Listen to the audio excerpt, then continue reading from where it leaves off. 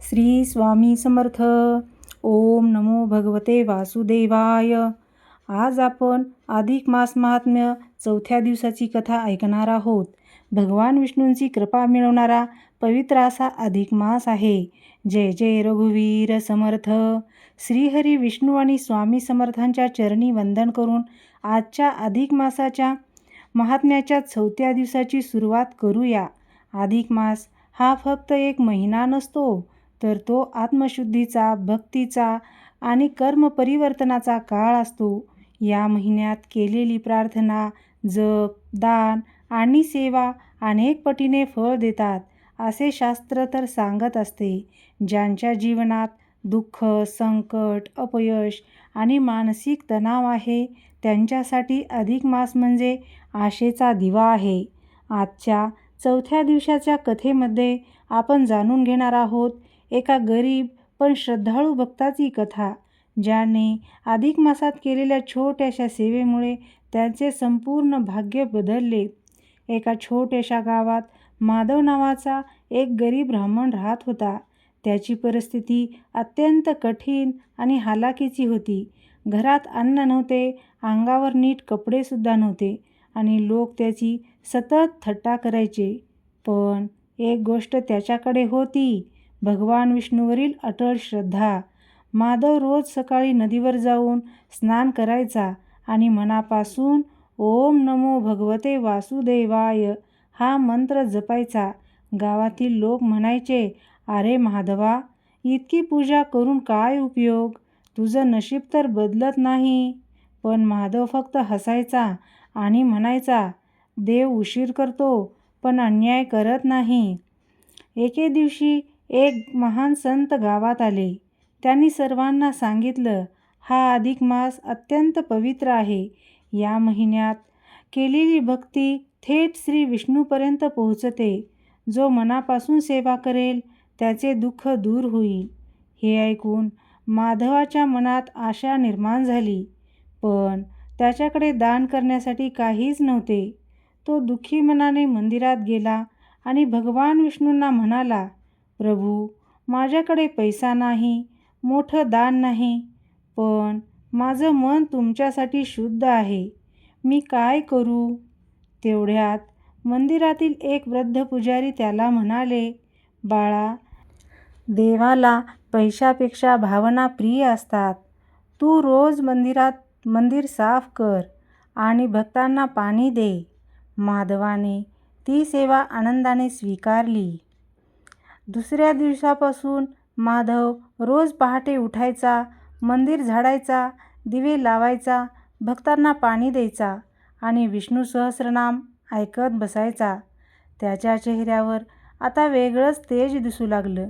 लोक आश्चर्याने विचारायचे, तू इतका आनंदी कसा? माधव म्हणायचा, मी आता देवासाठी जगतो आहे.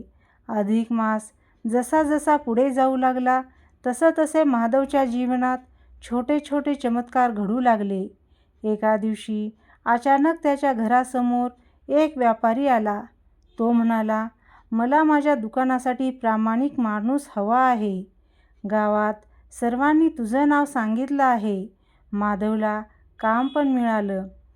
पण देव जेव्हा कृपा करताना परीक्षा देखील घेत असतात. एका रात्री मुसळधार पाऊस पडत होता. मंदिरात कोणीच नव्हते. माधव घरी जाणार इतक्यात त्याला मंदिराबाहेर एक वृद्ध भिकारी दिसला. तो थंडीने थरथर कापत होता. माधवकडे फक्त एकच चादर होती. तीच त्याने त्या वृद्धाला दिली. रात्रभर तो स्वतः थंडीत बसला, पण त्याच्या चेहऱ्यावर दुःख नव्हते. सकाळी उठून पाहतो तर काय, तो वृद्ध भिकारी गायब होता, पण तिथे एक सुवर्णमाळ ठेवलेली होती. माधव आश्चर्यचकित झाला. तेवढ्यात मंदिरातील पुजारी म्हणाले, बाळा, काल स्वतः भगवान विष्णूंनी तुझी परीक्षा घेतली. माधवच्या डोळ्यात अश्रू आले. त्या दिवसानंतर माधवचे जीवन पूर्णपणे बदलले. त्याच्या घरी सुख, शांती आणि समृद्धी येऊ लागली. पण सर्वात मोठी गोष्ट म्हणजे त्याच्या मनातील भीती आणि दुःख कायमचे निघून गेले. तो रोज गावातील लोकांना सांगायचा, अधिक मासात केलेली छोटी सेवा देखील भगवान विष्णू स्वीकारतात, फक्त मन शुद्ध पाहिजे. हळूहळू गावातील लोक देखील अधिक मासात जप, दान आणि सेवा करू लागले. गावात भांडणे कमी झाली. लोकांच्या जीवनात आनंद वाढला. अधिक मास आपल्याला काय शिकवते? देवाला श्रीमंती नाही, तर श्रद्धा प्रिय आहे. निस्वार्थ सेवा हेच सर्वात मोठं दान आहे. संकटामध्येही जो भक्ती सोडत नाही, त्याच्यावर देवाची कृपा होते. अधिक मासात केलेला प्रत्येक चांगलं कर्म अनेक पटीने फळ देतो. आज अनेक लोक म्हणतात की माझ्या आयुष्यात काहीच चांगलं होत नाही. पण प्रश्न असा आहे की आपण मनापासून देवाला वेळ देतो का? मोबाईल, चिंता, राग आणि स्पर्धा यामध्ये माणूस इतका अडकला आहे की त्याला स्वतःच्या आत्म्याचा आवाज ऐकू येत नाही. अधिक मास म्हणजे स्वतःला पुन्हा देवाशी जोडण्याचा काळ आहे. सकाळी लवकर उठून स्नान करावे. ओम नमो भगवते वासुदेवाय या मंत्राचा 108 वेळा जप करावा. भगवान विष्णूंना पिवळी फुले अर्पण करावी.